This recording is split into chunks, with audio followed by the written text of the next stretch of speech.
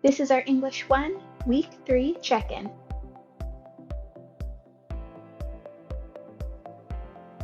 This week, the focus will be on planning and writing your Essay 1, which is due next Monday. That being said, the priority should be making sure you are caught up with the essay prep assignments. This includes brainstorming, choosing your topic, and your outline, as well as a works cited in how to turn your outline into a final draft assignment due on Wednesday. If you are missing any of the assignments listed above, please complete them before you work on any other assignments. The due dates for this week will be Block 5, which is going to be due on Wednesday, and then your Essay 1 is going to be due on Monday. There will not be any blocks due this Sunday. Remember that only essays submitted on time can be revised, so please plan to get your essay submitted by Monday. This week, my focus for grading will be on your essay prep assignments and specifically your outlines. Other assignments will be graded eventually, but it may take some time for me to get to them. Those of you who submitted your outlines on time can expect feedback by Tuesday or Wednesday at the latest. You will have the chance to revise your outlines after they are graded, and I do recommend it. If you choose not to revise your outline, please make sure to read over the feedback so that you know what needs to be added to your final essay. The absolute deadline to submit any essay prep assignments this week will be Thursday at midnight. This is so I have time to provide feedback before the weekend. I will not be grading anything over the weekend.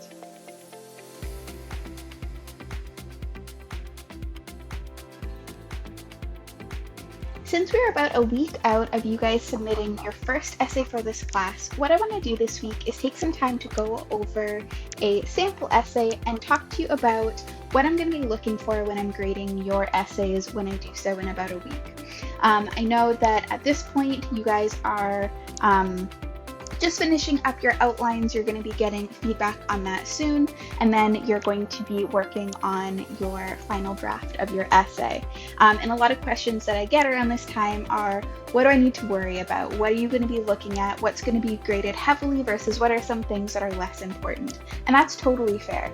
So what I'm going to do is go over this essay with you right now and kind of just talk about what I'm looking for, what are things that are more important, or what are things that maybe you don't need to worry about as much, or maybe you don't need to spend as much time on as you might currently.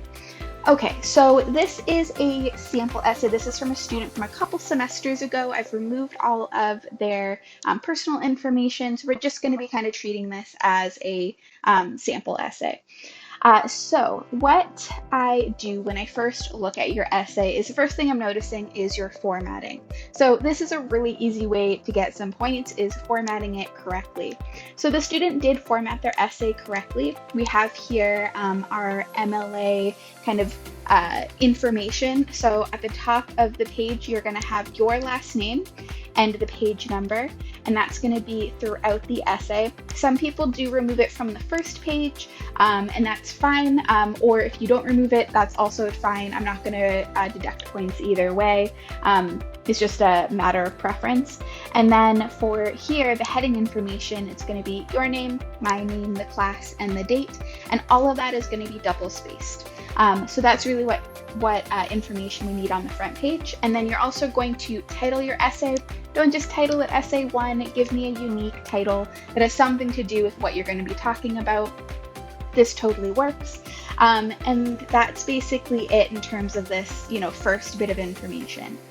And then the other thing to note is the entire essay is going to be double spaced. It's all going to be in Times New Roman, and it's all going to be 12-point font. So just make sure that before you submit your final draft, they're making those formatting changes. And then you're also going to indent the first line of each new paragraph. This is really important because when I'm reading your essay, if there isn't that indent, it's sometimes hard for me to tell where one paragraph ends and another one begins.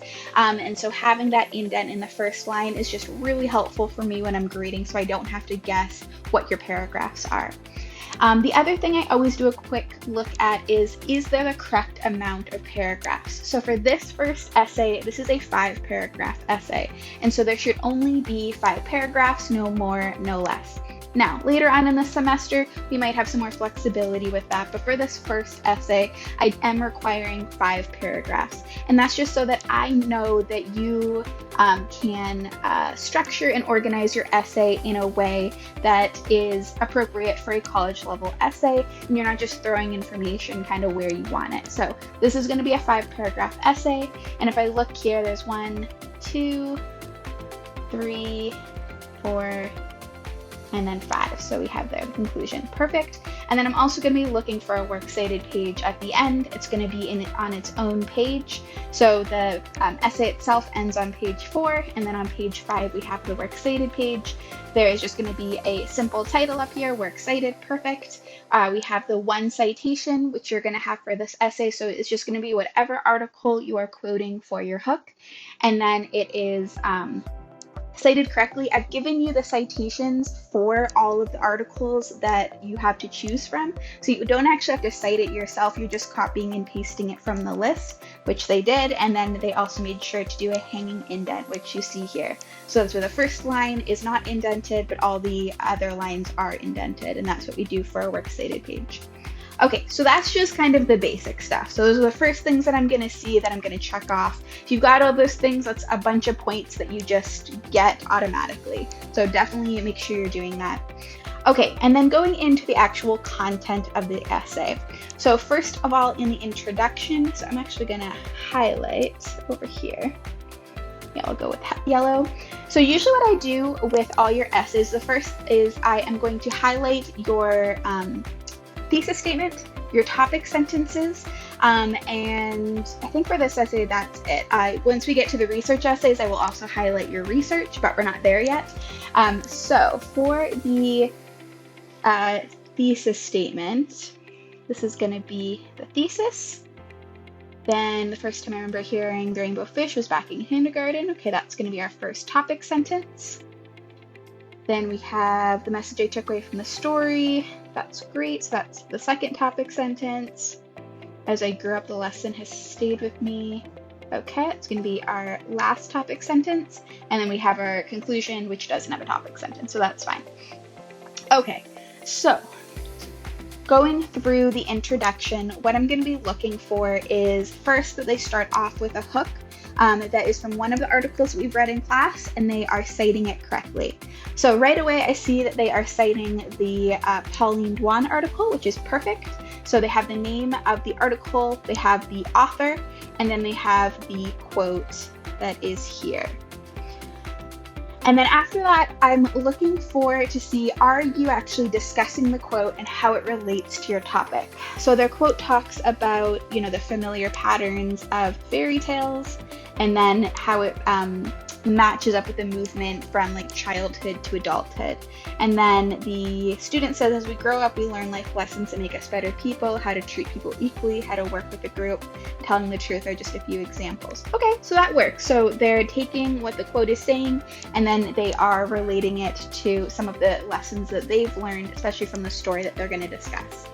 And then learning to share is the most important of these lessons. I'm guessing that is going to coincide with the lesson they're going to focus on for this essay. And then the story that teaches this lesson is the rainbow fish. So that's going to be their topic. And then while I did not fully comprehend this story the first time I heard it, its valuable lesson of sharing is something that helped me growing up and still helps me to this day. Okay, great. So we're telling me the title of the story, what they learned from it as a kid, and then what they continue to learn from it as an adult. So this totally works. Some students choose to be a little bit more specific. So they'll say exactly, what's the lesson they learned as a kid, what's the lesson they learned as an adult. Some students decide to be a little bit more vague in general and then go more in depth in those body paragraphs. Either way is fine, but I do want kind of mention of what those lessons are going to be, or at least alluding to those lessons. And that's what I'm looking for in your thesis statement. Okay, so that's the introduction. So we have a hook where you are citing the quote that you want to use. You have the quote, you discuss the quote, and then go into your thesis statement. And then for the body paragraphs, for body paragraph 1, I'm looking for that topic sentence where you tell me when and where you first heard the story. So the student goes in and talks about hearing the story in school, and so they had the story read to them. So that's perfect. That gives me all the detail that I need. And then once they have that context, then they're going to transition into the story itself. So that kind of happens here where it says one day Rainbow Fish decided to travel, and then it's going to go in detail into exactly what happens in the story. And that's going to be what that paragraph is. So the context to hearing the story for the first time, and then a descriptive retelling or summary of the story in your own words. Okay, and that's going to be body paragraph 1. And then body paragraph 2, what I'm looking for is another topic sentence. So what you learned from the story as a kid. So the message you took away from the story was sharing is a good trait to have. Okay, so that's what they're going to be focusing on. And then I'm looking for 2 specific examples of what that looked like for you as a kid. So if they're focusing on sharing, then I'm looking for 2 examples of times in their childhood where either they maybe didn't want to share but decided to share due to the lesson they learned from the story, or maybe times where they didn't share and they regretted it because they saw kind of the damage that did, or they saw that maybe that wasn't the right thing to do. Either of those is fine. So you can have these positive stories, or you can have kind of lessons learned stories. Either of those are fine in terms of your examples. So here they have the first example is when they were a kid and they were coloring and, sharing with the other kids.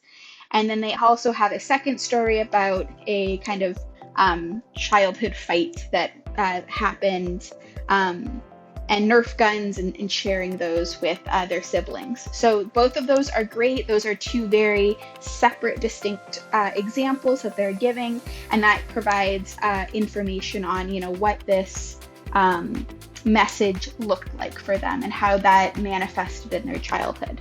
Okay, so that is the second body paragraph. And then for the third body paragraph, similar to the second, you're going to tell me, how do you feel about the story now that you're an adult? So as I grew up, the lesson of sharing has stayed with me. And then they talk about how, now that they're an adult, they really enjoy baking. And so they will go and kind of use it as an opportunity to share with others, which, that's a really great example of that. Often, I think we all have experienced, if you've ever baked, that you always end up with way more than you need. And so it's a really great way of being able to share with other people. And then they give another example of going to a party and kind of their experience with that. So I think those are 2 really good examples from this person's adult life of, what that message looks like. The other thing to note is that for some of these stories, you will have a different opinion of the lesson now that you're older, and you can kind of see things through that lens. So one of the stories that always comes to mind is The Giving Tree. So a lot of, I don't have that many students writing about that this semester, but there's usually a couple. And so those of you that haven't read The Giving Tree, it's about this tree that kind of gives and gives and gives parts of itself until it basically dies, that it gives all of itself away. And so a lot of people as children kind of see this as oh, that's so great, this tree gave everything of themselves, and how selfless is that? And as an adult, a lot of students feel that that's not okay. Expecting people to give and give and give until there's nothing left shouldn't be the goal. That the people who care about us shouldn't want that from us. They should want us to take care of ourselves and want us to not give everything. And I think that's a valid criticism. So if you have a story like that, where as a kid you loved the lesson, but maybe as an adult you're I don't really agree with that. I think that's kind of a messed up lesson. Feel free to talk about that in this paragraph. Feel free to say that as an adult, I don't agree with the lesson, and here's why, and here are the experiences from my adult life that have taught me that that's not okay. And I think that's a really good way of kind of looking back at things. So that doesn't apply to everyone, but if you do have one of those stories, feel free to be honest and argue, because that's totally fine. Okay, and that would be the last body paragraph. And then finally, you're going to have your conclusion. So the things that I tell students for the conclusion, start off with your hook. So go back to your hook. maybe pick out a little part of it, maybe not the whole quote, but maybe just a part of the quote that you want to kind of come back to. You're going to include that here, and then you could talk about that a little bit. You're also going to want to mention kind of, now that you've written your essay, what are the main things that you want your audience to remember? What are kind of the main takeaways that you want them to have? And then finally, you can kind of end with, why does this matter? Like, why does this topic matter? Why should we care about the stories from our childhoods? Why should we care about these types of narratives? Do they have an impact on people?